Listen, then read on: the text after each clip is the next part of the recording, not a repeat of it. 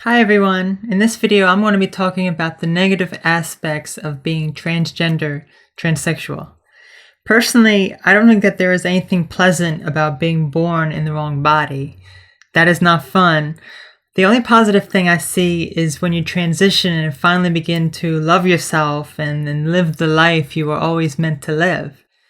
This intense happiness and confidence is not something that everyone gets to experience, so it is quite amazing. The only other semi-positive thing I could think of is that not many people get to live as both sexes. Even if you don't have surgery, your lifestyle changes and you present yourself to the world as one gender, then switch to the one that you identify with. That is very fascinating. So what is so bad about being a transsexual?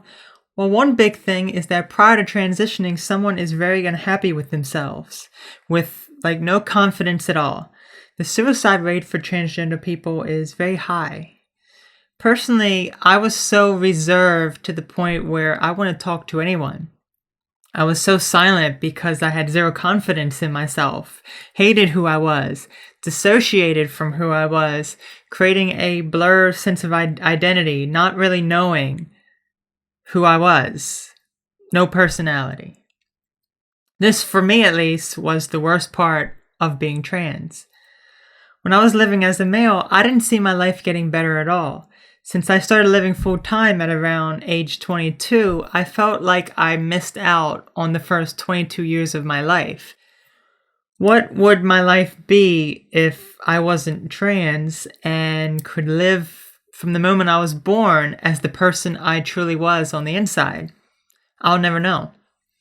But I am glad that I was able to transition as early as I did, since many people don't transition until later in life, which can be a really upsetting thing. But the happiness that comes from transitioning is so amazing, and in the end is so worth it. I have no regrets and am living as the person I was always meant to be. I may have missed out on the first 22 years of my life, but if it wasn't for the male individual that I would not be the same person I am today, and thus probably not happy with myself. Another big downside is that when you begin to come out to people that you are trans, they may not understand and take it the wrong way. When someone comes out as gay, a lot more people understand what being gay is versus being transgender. A lot of people don't know what transgender is. Others just don't get why a man would want to be a woman or a woman would want to be a man, especially if your inside identity is gay or lesbian. People don't get why a male that is a female on the inside and is attracted to women, making them a lesbian, would transition at all. This is because people try to group being transgender in with sexual orientation. People who are trans can have any sexual orientation. So why do people say that it is not right for a trans woman to be a lesbian or a trans man to be gay? That doesn't make sense. Many individuals lose a lot of people in their life when they come out. They put a lot at risk just to be themselves, but others don't see it that way. They may lose friends, relationships, even family. That really sickens me because if they truly love the trans individual, even as a friend, they would always be there for them, no matter what. Other people find transgender people sick. I don't just mean that they think they are mentally ill, because many people do, even though I do not believe transsexualism is a mental illness. Rather, these people think it is weird, gross, and disgusting for someone to change their sex.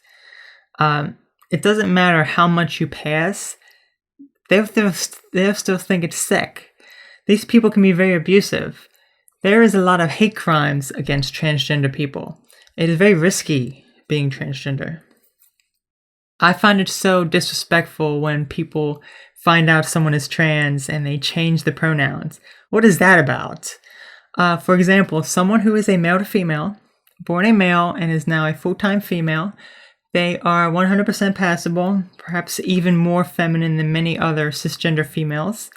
In other words, no one would ever suspect they were born a boy. People use she and her pronouns, which is the correct thing to do. Then when they find out this individual is trans and was born a male, they start saying he and him. Why? The person is a female, identifies as female, looks like a female, sounds like a female, and acts like a female, and was being referred to as a female. Then all of a sudden people find out and change it to masculine pronouns. That makes no sense to me. That is incredibly insulting too, because those people aren't seeing this female as a female any longer. Once they find out, they see her as a guy.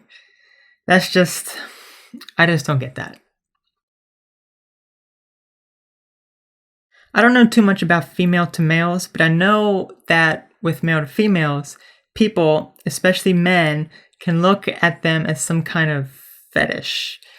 When a male to female tells a guy they are trans, one of three things can happen. They can either be completely turned off by the idea, not want to associate with the trans woman. They could be neutral and not really care because they accept the trans woman for who she is, not what she is. Or they see it as some kind of fetish that turns them on. Hey, if that's what you're into, fine, but the trans woman is being objectified to fulfill the guy's fantasy. These guys like a girl with a penis. A chick with a dick is what they call it. If the trans woman has had SRS, they wouldn't want them. They want the male genitals attached to the female body. All right. These are people that I would avoid altogether. As a lesbian, when communicating with women, I've never encountered the fetish aspect of it, but there have been plenty of females that I would talk with online, and when I told them I was trans, they would be like, oh, okay, and I'd never hear from them again. They were no longer interested because they didn't accept me as a female any longer. I did a video dedicated to my relationship experience if you would like to check that out. Anyway, relationships for a trans person can be very difficult because not many people are actually open to dating a trans person. More times than not, they are turned off by the idea, which can be very frustrating for some individuals who want a relationship. Another downside is the expenses associated with transitioning. There is clothing, therapy, hormones, surgery. They are all very expensive things. Clothing is the only one that will not be covered by insurance. Clothes are very expensive. I had to change my entire wardrobe, and after a year and a half, I finally have a decent amount of clothing. Therapy for me was covered, but this can cost around $100 per session. Hormones for me was covered as well. This is another big expense, and many may not be able to pay for it out of pocket. Lastly, isn't it a shame that trans people have to get risky surgery just to be themselves?